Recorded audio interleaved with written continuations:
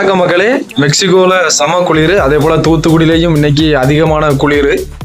ரெண்டு குளிரும் ஒன்று சேர இன்னைக்கு ஒரு இன்ஃபர்மேஷன், அதாவது டெக் வாட்ச் கீப்பிங் சிஓபி எடுக்கிறதுக்கு எத்தனை மாசம் சொல்லி பார்ப்போம். அதுக்கு முன்னாடி நம்ம சேனலை ஃபாலோ பண்ணிக்கிடுங்க, யூடியூப் சேனலையும் சப்ஸ்கிரைப் பண்ணிக்கிடுங்க.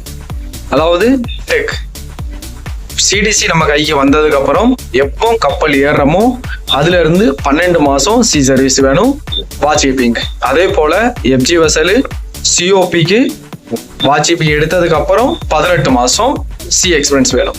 அதே போல கோஸ்டல் வெசல் நமக்கு வாட்ச் கீப்பிங்க்கு 18 மாசம் வேணும். அதே போல சிஓபிக்கும் 18 மாசம் வேணும். மொத்தம் நமக்கு 36 மாசம் சி சர்வீஸ் வேணும் கோஸ்டலுக்கு.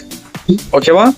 அதே போல ஓப்பன் சிடிசி வச்சிருக்கவங்களுக்கு வாட்ச் கீப்பிங்க்கும் சிஓபிக்கும் 32 மாசம் வேணும்.